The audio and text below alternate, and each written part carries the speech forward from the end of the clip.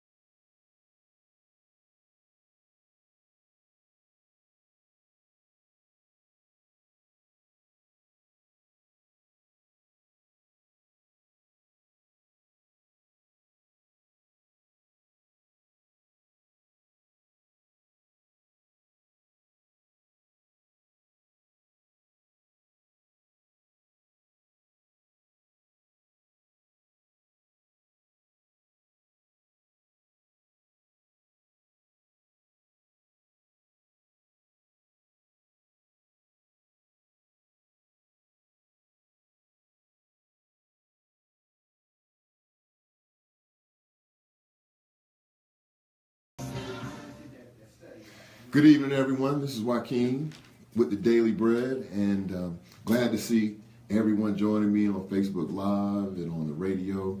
So God has given me this platform another week to do some speaking, do some teaching, and I would say some preaching, but I don't have my minister or preacher credentials yet, so I'm gonna stay in my lane with teaching and speaking. So just to get into the word today, one of the things that I wanted to start doing is, because this is a financial ministry, and because I know individuals want to hear about the word, that I wanted to make sure that I tied it into the Bible.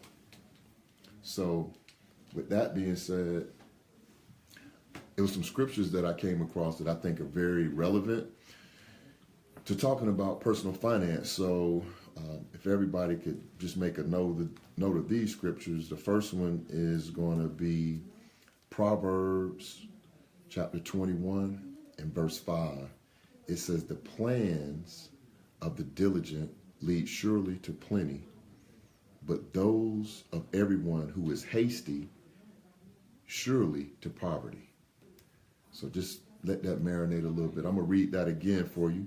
"The plans of the diligent lead surely to plenty, but those of everyone who is hasty," that means in a rush, don't have a plan, want it right now, don't want to take the time to seek out some information, but you're going to do it your way. That's hasty, surely to poverty. And the thing that makes that so profound for me is that's in the Bible. That's not something that I came up with. That's not something that I read in one of the many books that I've read, but this is in the Bible. This is the only book that's really, truly applicable to everyone's life. So with that being in the Bible, I think is worth mentioning, and it's worth us taking heed to, because if we're talking about personal finance, then we need to make plans. And that's what we're here to talk about today.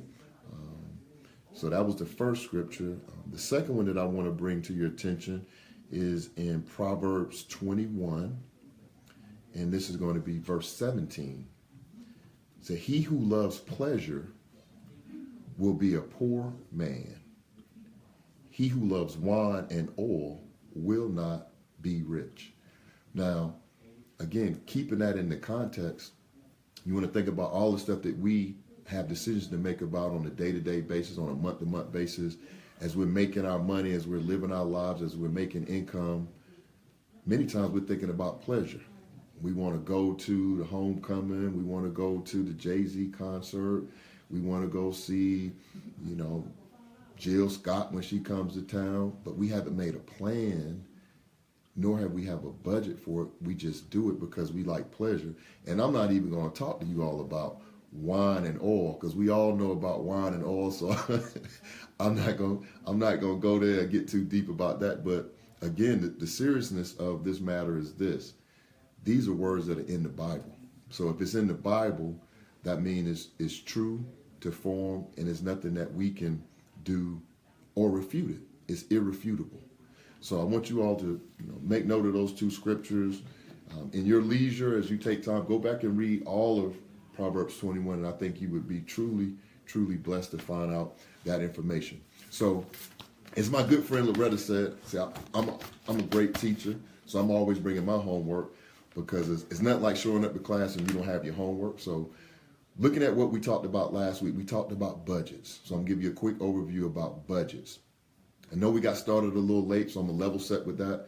You are going to get an hour of nothing but pure, unrehearsed, just good information. I guess that's the best way. I'm not even going to look for any big words or adjectives for it. I'm going to give you some good information. You're going to get an hour. We're not going to cheat you. I know we had some technical difficulties and we started a little later than we were slated to, but we're going to give you everything that you came for if you can hang in there with us. So let's talk about budgets. So last week we talked about budgets, and I gave everybody a challenge from last week, and that was to go home and create a budget. So I wanted you to start off and look at your income. Don't look at your gross. So that's what we talked about. Don't do any plans off of your gross. Because if you do plans off of your gross, you're going to get in trouble. because your gross doesn't take into account you have to pay your taxes, you have to have benefits because you want to have health care, and you have other things that are coming out of your check every week, every other week, every 2 weeks, or monthly. So what you want to do is you want to put yourself in a position where you're only dealing with the net, because the net is the true money that you're going to be dealing with. So that top line on your budget, I wanted you to go take that top line, calculate your net. So just for example, if I make $100 every 2 weeks, then for the month I make $200, because every 2 weeks I'm gonna get $100. So that top line, I should have $200.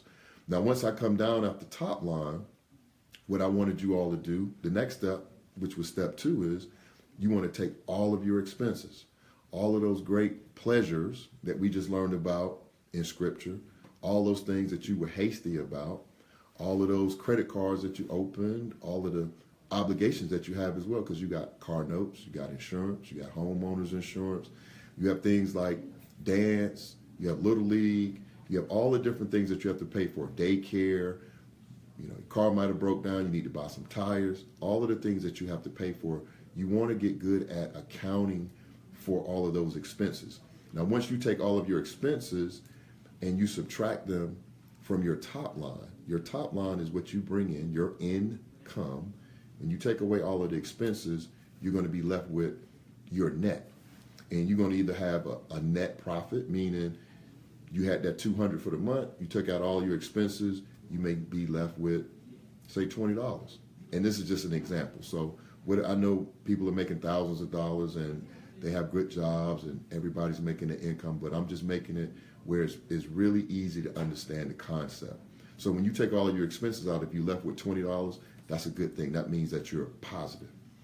If you take all of your expenses out and you had $200 to start with, but your expenses exceeded $200, then you're going to be at a loss.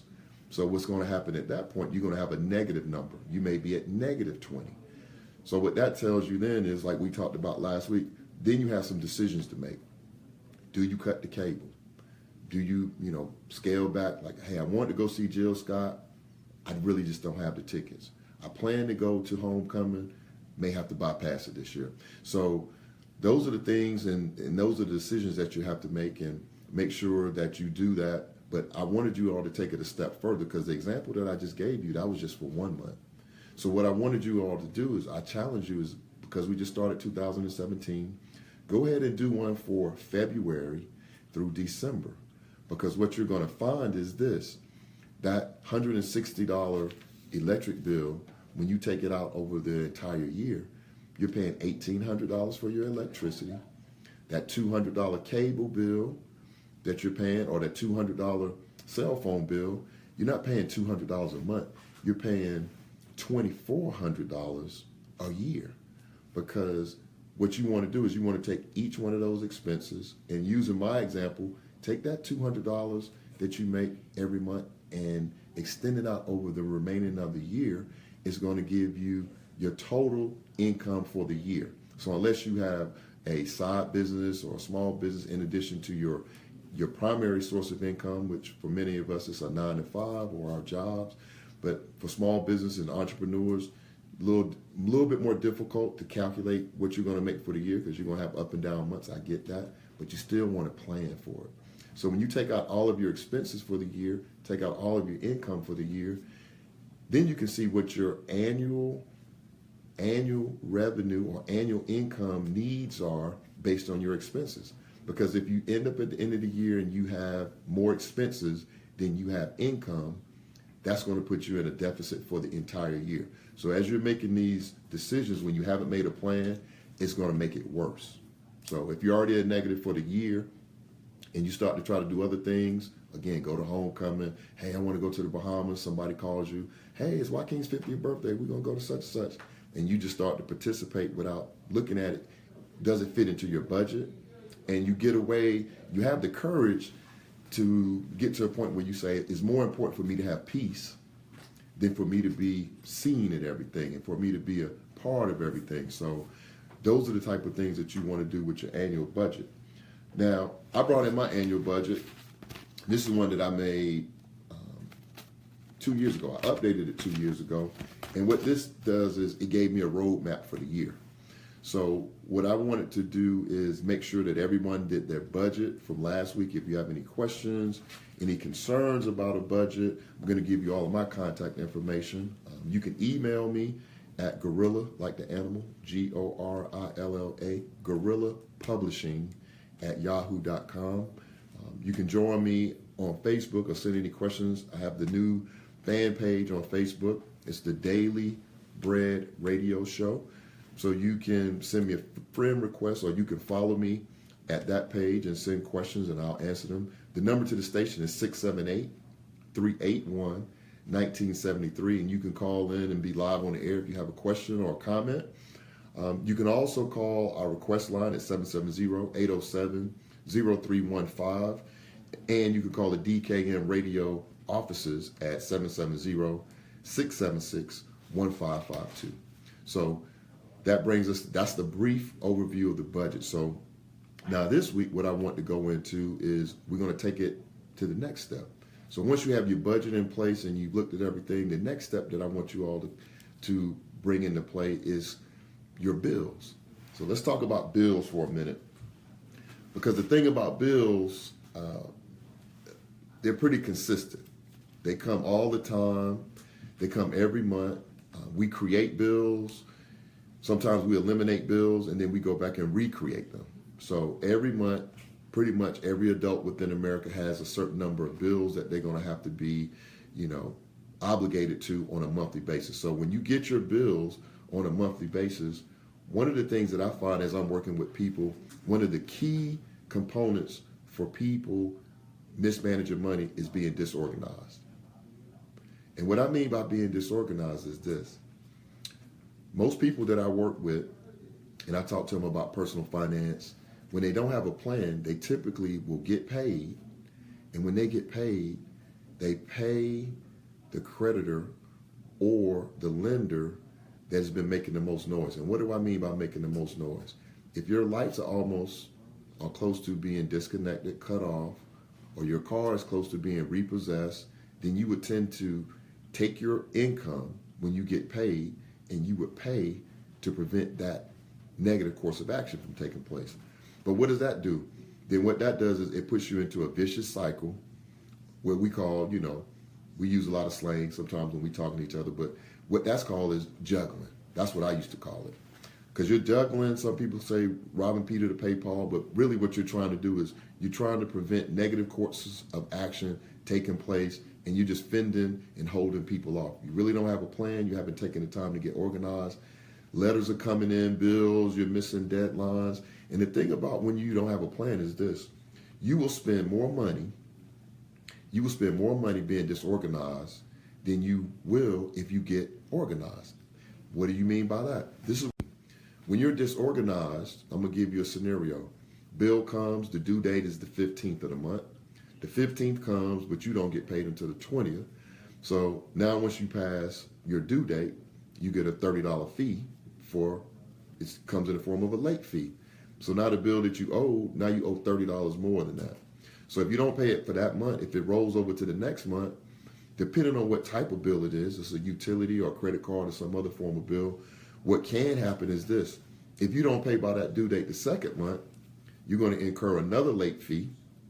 If you're dealing with a credit card, you can incur an over the limit fee on top of the late fee. And then on top of that, if you're dealing with a utility, when they come out and disconnect your service, cell phones as well, when they disconnect your cell phone, they charge you a reconnection fee. So now you got a late fee this month, a late fee next month, an over the limit fee, a reconnect fee. So that bill that you started out with might have been $100, but by the time you go through that full scenario, you may be looking at $250 or even $300. So what I always encourage people to do is once you've created your budget, you know how much you're going to need to allocate your money for in a given year.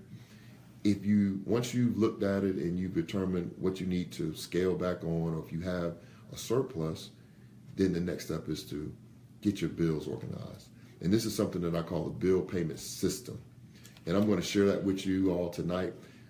I can tell you from factual use of this system, it works extremely well.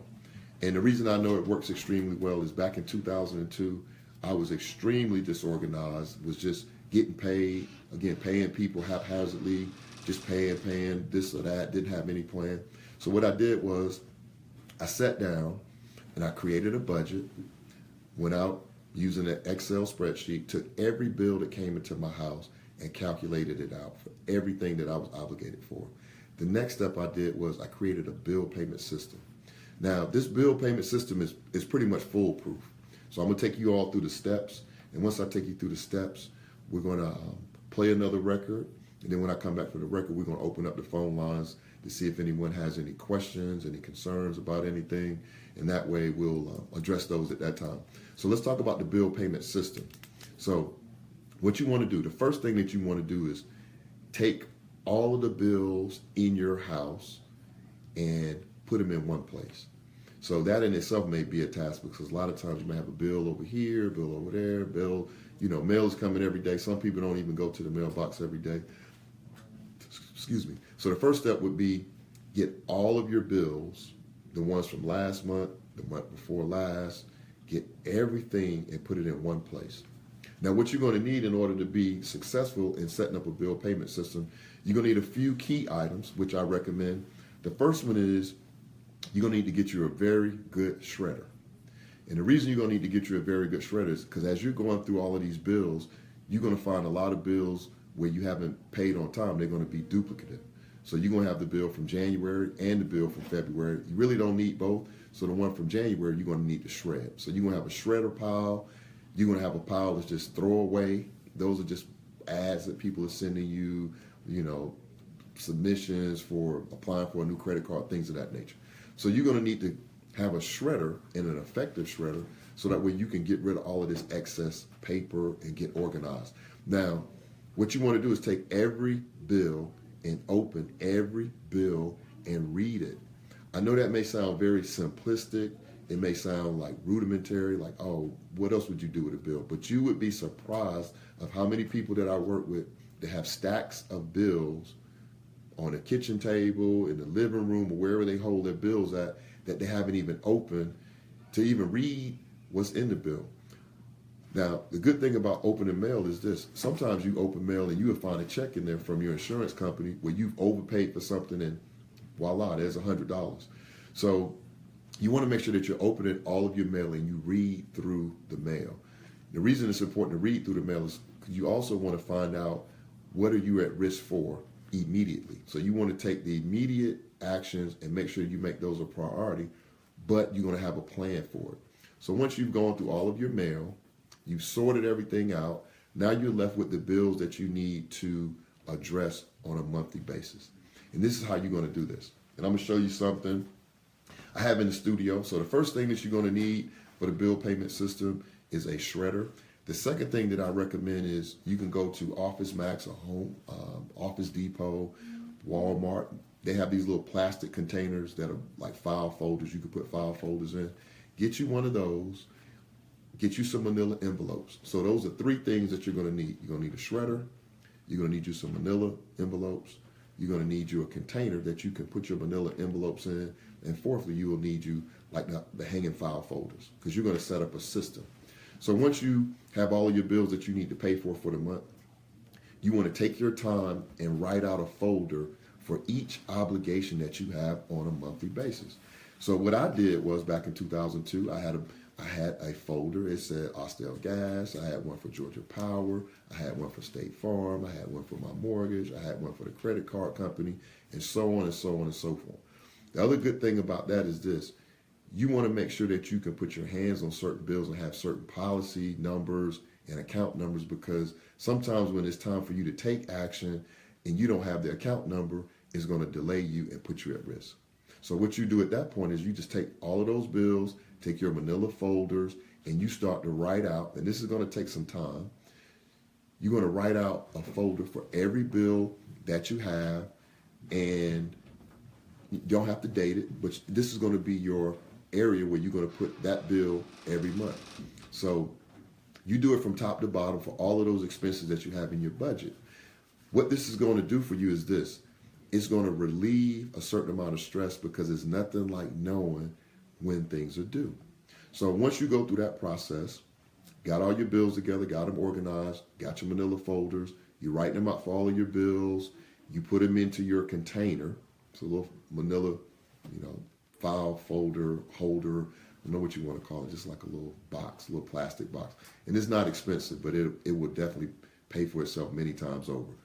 So once you have all of those sorted out, the next thing that you want to do, which would be your fifth thing that you're going to need, is this. And I'm going to show it to you real quick for all of my people that are on Facebook Live. I'm going to show this to you, and you're going to say, now, this is crazy, but I'm telling you stuff that works. This, and you probably can't see it all, but this is, I'm going to hold it up. That's my budget falling out. What that is, that's a desktop calendar. So you can go to any store, any Walmart, any Target. You probably get them out of the grocery store because every year they come out with calendars. Or you can use a smaller version. You can even use an electronic version because everybody has a calendar in their phone now. So here's the magic to this system. You're going to take every bill, because this is the one thing that most people don't know.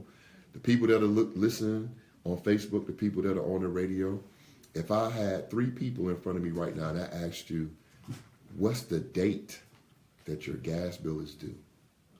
What date is your gas bill due? What's the date that your Visa bill is due?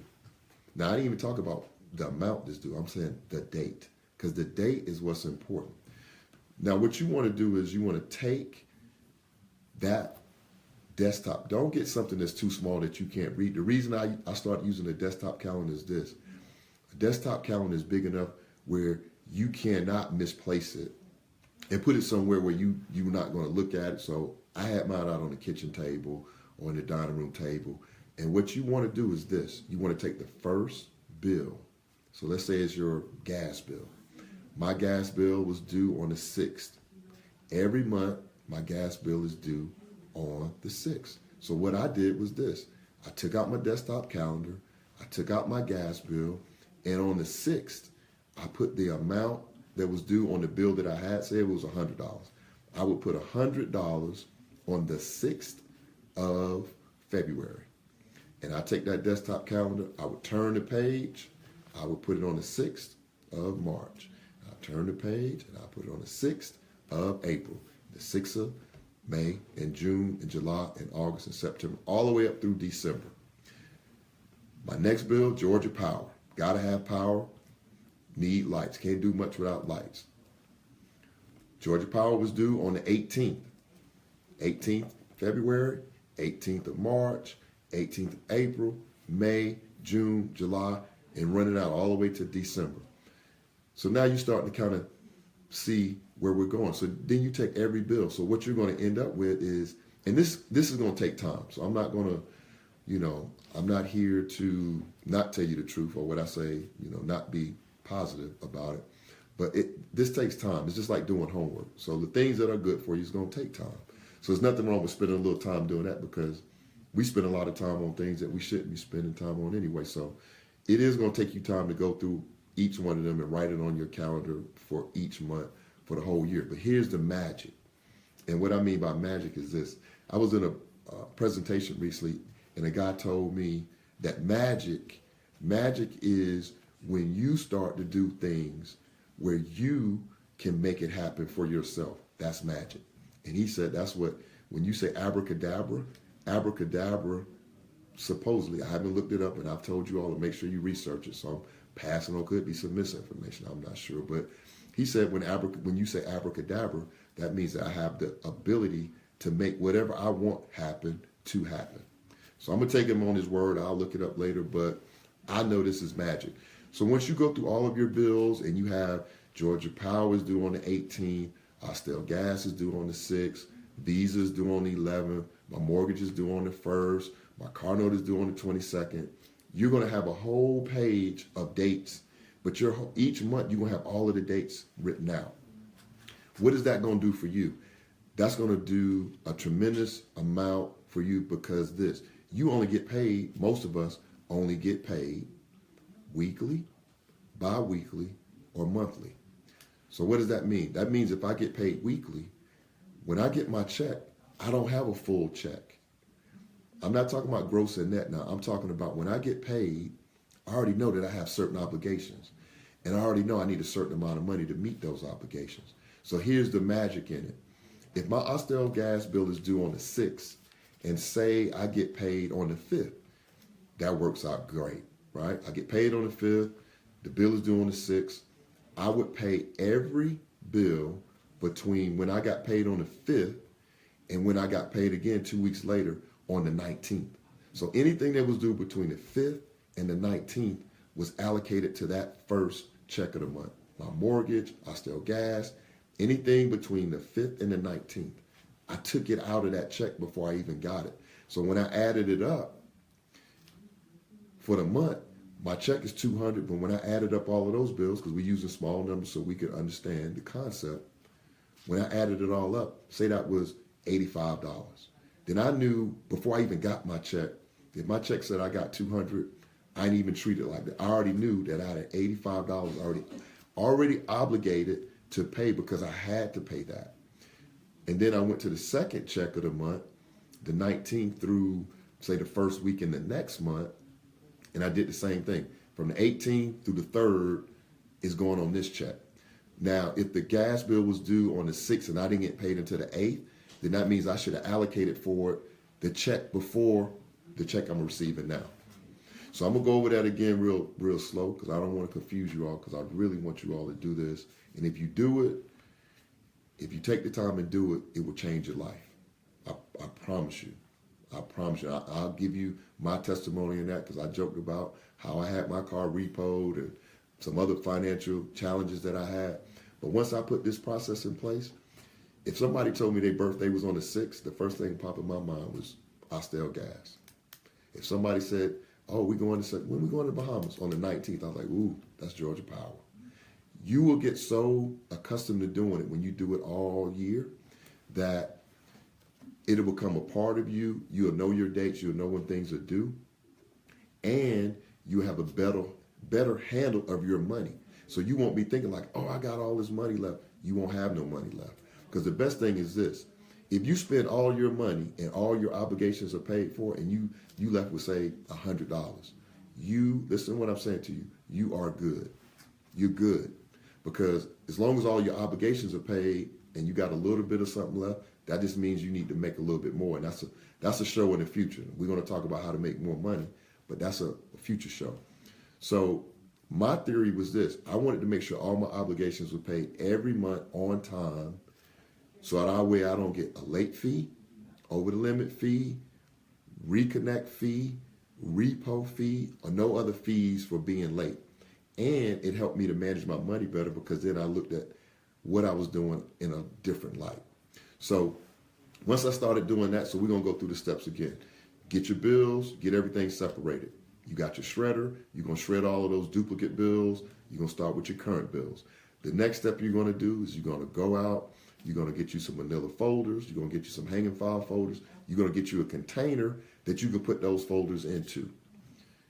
The next step that you're going to do is you're going to sit down and take out each and every bill, and you're going to create a manila folder for that. State Farm, Austell Gas, Georgia Power, mortgage, car insurance, car note, whatever you have obligation, child care, what have you. You're going to write that out and put those folders in that container. The next step that you're going to do is you're going to go out. I'm not going to pick up this big desktop calendar again because my producer's looking at me like, don't do it. But you want to go out and get that desktop calendar, and you're going to start to fill. You're going to take each bill, and you're going to fill out the date that it's due. It's due on the 6th. It's due on the 18th. It's due on the 11th. It's due on the 22nd. Once you do all of your bills for the whole year, you're going to start with February, and you're going to go through December because that's the way that you created your budget. Your budget is set up for the year. Once you've gone through and you put all of your bills on your calendar for the year, the next thing you're going to do is you're going to look at your payroll schedule if you have a payroll job. But if you're an entrepreneur, it's a little bit more challenging, but you're going to also have to set yourself up on some type of system so that way you would have organization. So I'll use the payroll individual like myself. Use your 9 to 5. So if I know I'm getting paid on the 5th and I'm getting paid on the 19th, everything from the 5th to the 19th, I'm paying with the check that I get paid on the 5th. Everything after that point, after the 19th to 20th, it's typically through the first week of the next month, I'm going to pay with that check. The goal is to pay everything before time or on time. Now that's the basic system. Now if you want to take it, if you want to put it on some steroids, this is something else you can do to take it to another level. And this takes a lot of discipline. This is when you know you've mastered the calendar and the bill payment system when you can do this. The next step that you can do, and this is really, I mean, when you do this, you just, you a boss. You killing them. You go in, and most of us have online banking, because most of us do transactions on cell phone, smartphone, things of that nature. You go into your online account, and you take that calendar, the 6th, the 11th, what have you. You look at when you get paid. So if I get paid on the 5th, I go online, and I set up a payment for all of those bills from the 5th through the 19th. And then I come back on the 19th and I do it again. But here's the thing, you don't even have to do the dates at that point. You go in and you set it up, and it's going to ask you the frequency. How frequently do you want to pay your gas bill? So if my budget is $100 for the month, then what I do is I go in, and every time I get paid, I put in $50 to Austell Gas. And when they ask me for the frequency, I say every other week. Every other week. And when you do that, this is when you boss. When you do that and you set up all your bills that way, you take your mortgage, you cut it in half. If you pay $1,200 for your mortgage, I'm paying $600 in this paycheck, and I'm paying $600 in the next one. You set it up and you let it go. You let it go and let it ride. You know what's going to happen? Not only are you going to be paying your bills on time, you're going to go from paying bills late, incurring all these fees. You're going to go from that to, you're going to get a letter similar to the one that I got that's like, Mr. Thompson, you have a credit.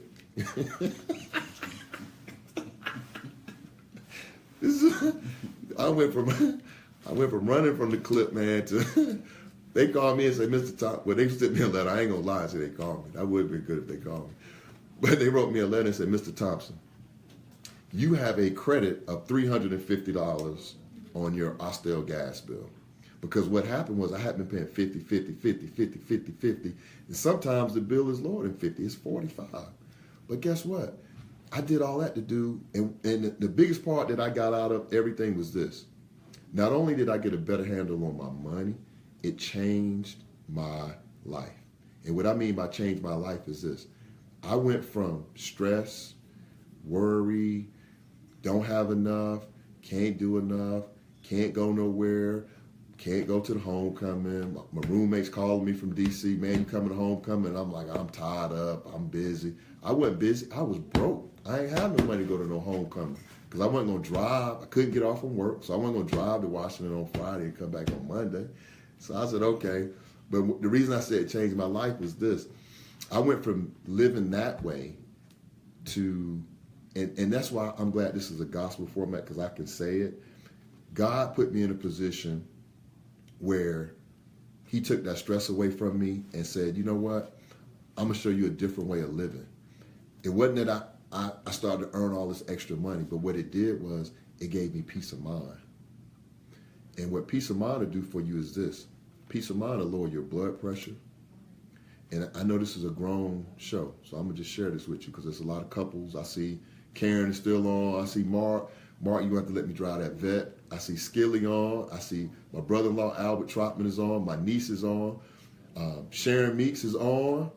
And all of these people that I just named, all of you all are grown. So let me tell you about how it changed my life. When your money is right, everything, I'm going to just say it like this because it's a gospel show. When your money is right, everything is right. And I mean right, like right all the time right. When your money not right, when your money not right, I don't. It's hard to be sexy when you ain't got no money, bro. It's hard to be sexy when you stressing out about Georgia Power. You just can't get in the mood, right? It just don't work right. It just some kind of way, even when you trying to like, hey, hey baby, it's Valentine's Day.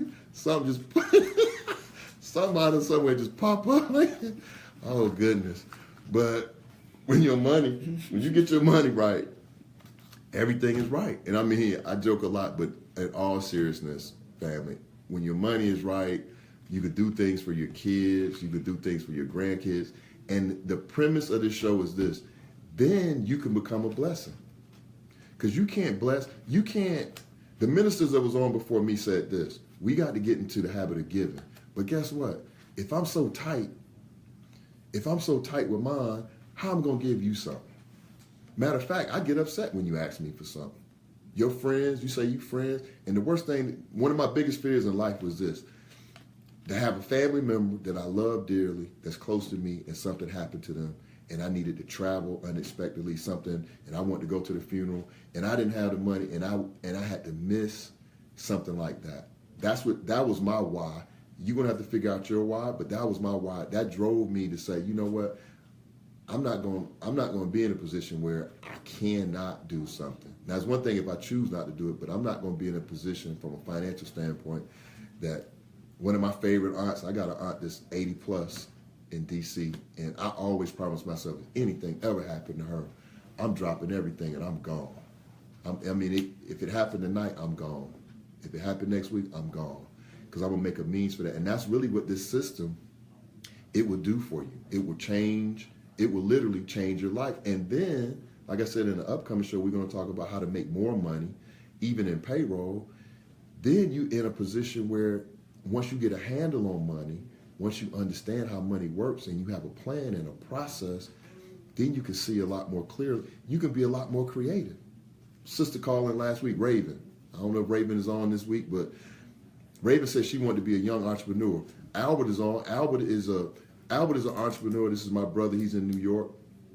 Photographer, artist. He can tell you. I know, I'm going to just speak for me. It's hard for me to be creative when I'm stressed and I'm worried about money. It's really hard for me to make that superstar painting, that superstar book. That's why when I wrote my book in 2007, I was in a good place. But I couldn't have wrote that book if I was just, because when you got bills on your mind, they on your mind constantly. When you at work, when you at church, when you in the grocery store, they just on you, just a nuisance. So we're going to take a quick break. We're going to play a quick song. I'm going to come back and open up the phone lines. Oh, we getting close. We're getting close. So we're going to take that back. We're going to open up the phone lines. So if you have a question or a concern, the day we talked about, we finished up with budgets, and we're going to talk about, now sharing with you is the bill payment system. So if you have a question or concern or comment, you can call in live at 678-381-1973. We'll take your phone calls. We are going to run over a little bit because we had some technical difficulties in the beginning. So please, if you're on the air, if you're on Facebook Live, if you don't have anything pressing to do right at 9 o'clock, please hang around for us, because I would love to continue to pour into you about personal finance from a gospel standpoint. Like the scriptures that I've read to you earlier, this is all in the Bible. So you can't be hasty, and you can't be all pleasurable, because you will be poor if that's your route. So we got a caller.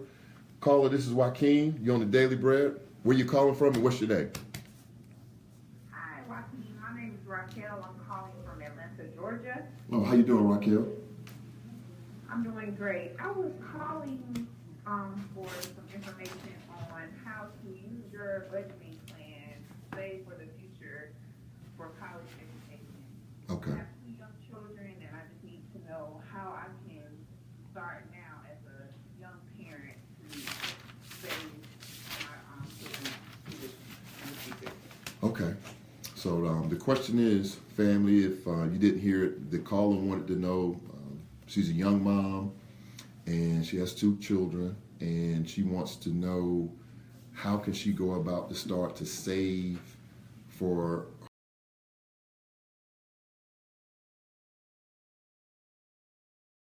couple of different things. So the first thing is when you start talking, and I don't want to go into that subject because we're going to talk about that a little later. So like I said, I'm going to stay what we call 30,000 feet. I'm not going to go deep. First thing you got to do is get organized so that way you can see the money that you have, because it's going to be difficult for you to put something away that you don't have. So the first thing I would say is it's the same thing that they tell you when you're on an airplane. Before you can start to worry about your kids, college fund, and things in the future, you got to take care of yourself first. You got to put yourself in a position from a financial standpoint that you can think, that you have the courage to have a plan, you can stick to your plan, you can sacrifice, because those are going to be the things that you're going to need in order to create money. Because it's not just about getting the money to send your kids to college, it's about you getting yourself in a financial position so that way you can provide for your kids in the future. So like they say on the plane, in the event that the cabin loses pressure, put on your mask first. Put your mask on first. Get you taken care of first. And then you'll be in a position to take care of your kids. Now, just to go a little deeper in that, when you start thinking about college, my story, it depends, because when you're young, a lot of times you don't have a lot when you're young. You just start off with your first jobs and things of that nature. So it's a little difficult. But if you're disciplined enough, you can start to look for resources that will benefit you. Things like, how much is it going to cost in the future? You can get into 529 plans. You can get into different investments that you want to look into to have monies available for you when they get to be that age. Now, I won't go deep into that because, again, your kids might be 5 and 6 years old. So you only got 12 years. Your horizon is 12 years in. So the things that they're gifted in, I always say with school and kids, the number one thing that you can do is support your kids, make sure they know how to read, write, they understand their schoolwork, and encourage them to get good grades. Because the one thing that's been constant throughout time, even though college tuition has been going up by 200% and 150% in a lot of these colleges, if you have good grades, they got money for you. They may not have all of the money, but they have some of the money. So I would say, in closing with you, caller, make sure you take care of yourself first, take these steps, and then on a future show, we'll go a little deeper about saving and having money available for future expenses such as college for your kids. Okay, great. Thank you so much. Thank you. Caller, this is Joaquin, the Daily Bread. Okay, they drop? Or just me? Okay. So that brings up a good point, because a lot of times those are things that are important to us, future expenses, things that we want to plan for, trips, vacations. But the first thing that I always encourage people to do is make sure that you're taking care of yourself first. You understand the concepts, and you're managing the money that comes into your life. Because sometimes people say, if I made more money, I would have more. I would save more. But the truth of the matter is this. I know some people that make a lot less money than other people, and they live a lot better because they have control of their money. They have control of themselves. They have the courage to say no. They budget their money. They make plans in advance. Like next year or year after next, we're going to go on this big trip to France or what have you. But then I know some people, they make more money, and they think because they make more money, then they could just make a snap decision and say, hey, we're going to France in May. But you didn't plan for that. That wasn't on your calendar. It's not in your manila file folder. And that's the other thing about we just talked about bills tonight. But the other thing that you want to do with your calendar as well is, like, if you know you're going to go to homecoming this year, and homecoming is typically at Howard around first week in November, last week in October, you need to put that on your calendar and start budgeting for that. You know Christmas is going to come because it comes every year in December. You need to start budgeting for that. So any trips, any big things that you know you're going to have expenses for, once you get stabilized, because what I call being stable is making sure your mortgage is paid, you got your lights on, you got water, you got a safe environment, your car is not at risk for being taken, you have a good sound vehicle, it's not going to be breaking down every other month, things of that nature. Once you get stable, then you can start adding on additional things. Like I was saying, you could pay in advance, you could pay automatically, you can start making plans for the trip that you want to do. You want to go to France, you want to do other things, you want to talk to a financial planner about, start to save for college. Because the thing about, if you get too far in the future and you haven't taken care of yourself, you'll find yourself, you'll be putting money away for college and your lights might get cut off. So I know a lot of times we don't have these type of conversations, but that's one of the reasons I really enjoy that God gave me the courage and the fortitude to say, this is your ministry. It's going to be a financial ministry. And a lot of times what we do is we talk ourselves out of, dreams and aspirations. We'll say, well, I'm not qualified, or who am I to do it? So I heard God clearly speak to me and say, you don't have to be the minister of the gospel in a pulpit, but I'm going to take you through some stuff that you can help some people to heal from a financial standpoint. So that way you can. And the other thing that we haven't touched on, because I know it's a touchy subject, is tithing. So since we got a little time, I'll give you my story. I didn't used to tithe because I really, truthfully, I said I didn't like it because I wasn't going to be giving my money to the minister. But the truth of the matter is this: I didn't have money to tithe.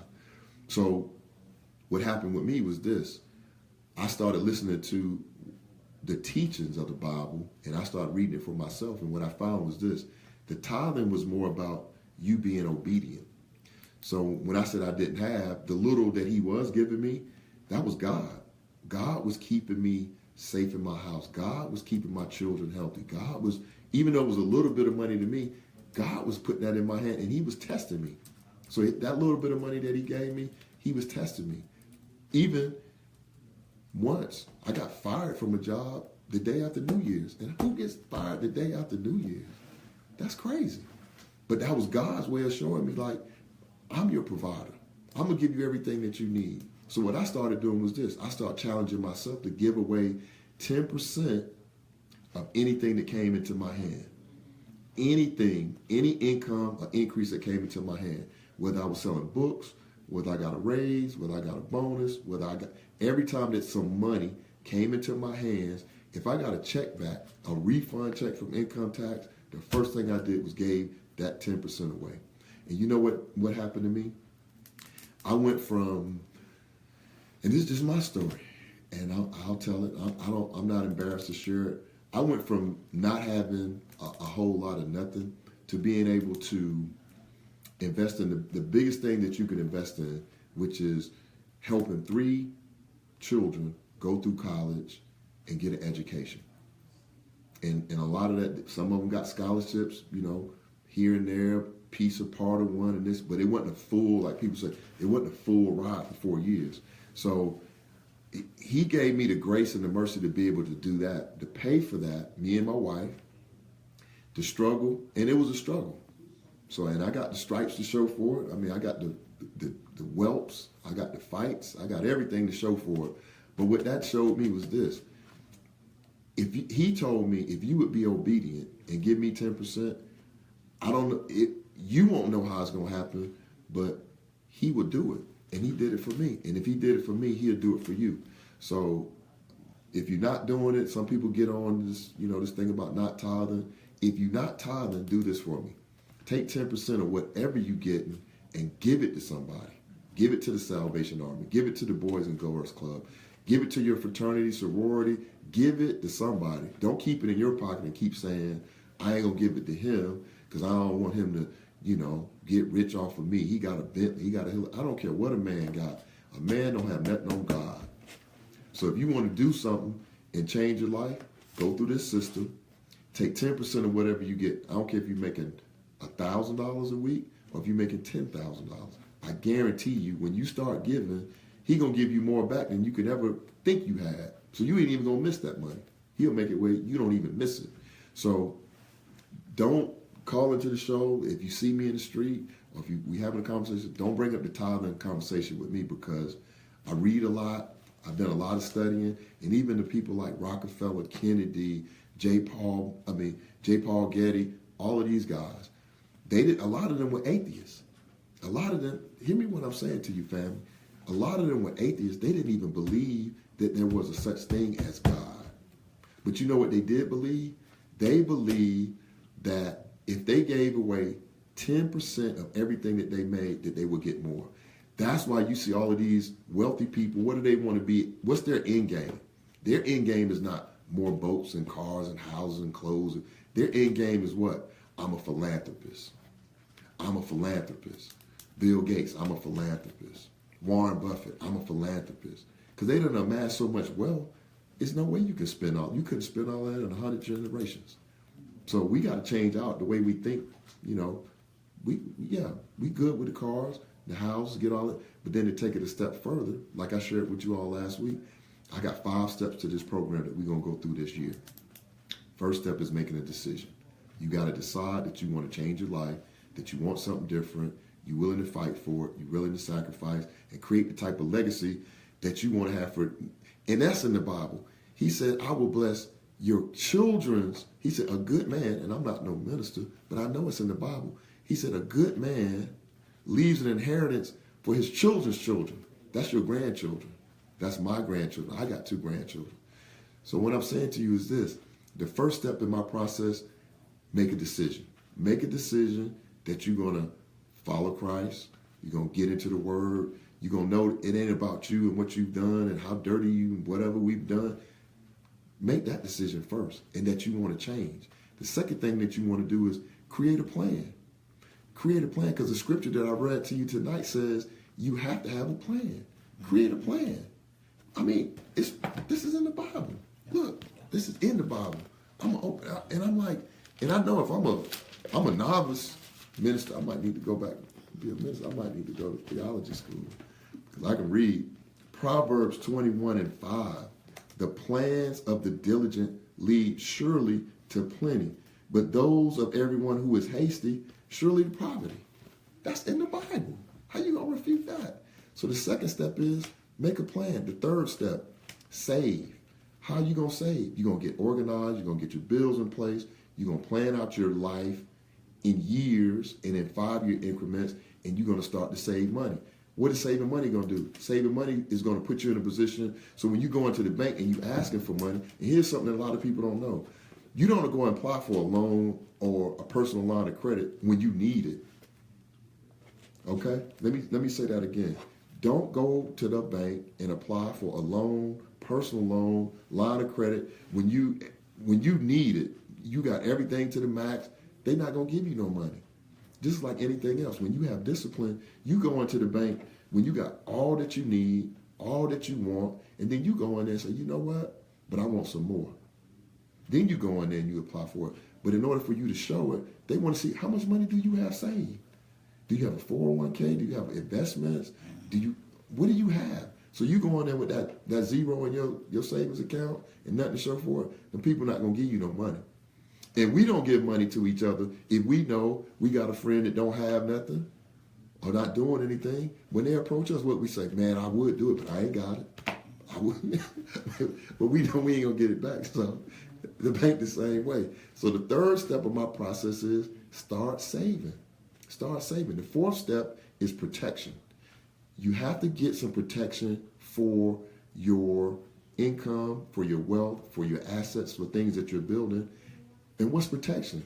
Insurance, estate planning, trust, wills, things of that nature. Plan for when you leave this earth plane, because we all gonna leave this earth plane. So if you got children and children's children, don't leave that burden on them. Talking about put you in a pine box. Make the plans for when you leave. Make a plan for it.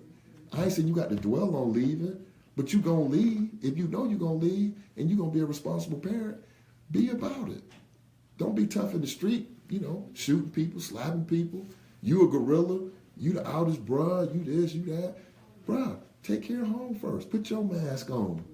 Because you gonna leave. That's a solid bet. You ain't gotta worry about you gonna leave. I'm gonna just leave it there. So what you're gonna need to do in the fourth step is we're gonna talk about protection this year. What's the fifth step? The fifth step is put yourself in a position that when somebody that you love, that you have a strong affinity for, that you would do anything for, when they say, hey, bro, I mean, I'm coming to you as a man. I don't normally beg. I don't normally ask, but I need this to help me do that. I need this. Put yourself in a position when you can say, you know what, bro, me, you and money, we don't get along. Me, you, and money don't get along. So if you need it and I got it, you got it. and I'm not going to be asking for it back. Because that's the other thing that we do that we need to stop doing. Stop lending money, give it away. Give it away. Because if you give it away, you ain't going to be sitting home worried, or every time you see that brother or sister, they ain't saying nothing about that money they owe me. They ain't said, don't worry about it, give it away. The fifth step of my system is this. Put yourself in a position where you are a blessing and you can give money away. And you can give things away. Cars and clothes. We got all these shoes and clothes and stuff. And get that stuff away. Just give it away and help somebody else. So if we don't have any callers on the phone, I want to say that we're a quarter past the hour. I want to thank everyone. Skilly, I see you. My sister-in-law, Sheila Goodrum, I see you. Dee Callahan, I see you this weekend. Loretta, I love you. Tanya, Alfred Thompson, that's the love of my life. That's the wife that I chose. No, I'm lying. That's the wife that God chose for me 25 years ago. That's my wife. That's the one that I created those three entities with. Ashley, Joaquin, Nia, and now I got two grandkids, Kobe and Marley, the rough one. So Billy Perdue, I see you as well. And I want to thank you, Mark. I see you. I just want to thank you all for supporting my vision, my dream. And I want to close and leave you all with this. If you have a vision, if you have a dream, if you have something that you want to do it. Do it. Do it this year. Don't wait. Stop going to church. Stop listening to them good sermons. Stop getting excited and then get home and think you're not tall enough, you're not smart enough, you don't have enough hair, you overweight. Stop doing that and say, you know what? I'm going to interrogate the universe and see if I can get God, to keep his word and see what happens. I want you all to have a beautiful week. I'll see you all next Thursday. We're going to have a recorded show because I'm going to be traveling. So we'll make sure that we either do a replay of this show or we'll do another show. But make sure you spread the word. Tell somebody because, like I said, I'm here to serve. That's all I'm here to do. I ain't here to do a whole bunch of other things. And definitely we'll talk about, we got some sponsorship opportunities real quick. If you have a business or you know someone with a business, they can get a sponsorship for as little as $120 for the whole year. And what does that do for you? That means if you have a lawn service, if you have a hair care service, and you want to find a very economical way to get the word out about your business, you can reach out to me at all of that contact information that I gave you. Guerrilla Publishing, you can email me at guerrillapublishing@yahoo.com. You can call the station at 770-676-1552 and reach out to the program director and tell them when you do your sponsorship, make sure that you said that you heard it first on the Daily Bread. Because I want you to sponsor, because what we're going to do with the sponsorships is this. You're going to have a place on the website so that way when people are looking for lawn care or hair care or I'm a real estate agent, whatever you do.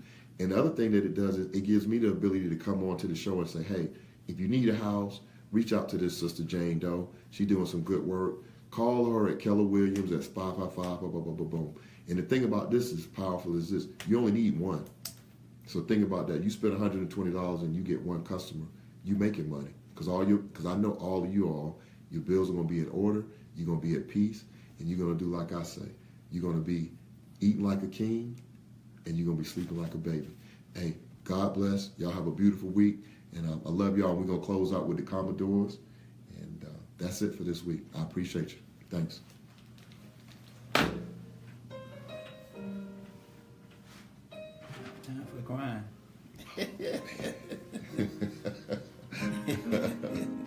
Hey, man. This is the best part of the show. This is the best part of the show. Hey, you going out of town this week, man? Yeah.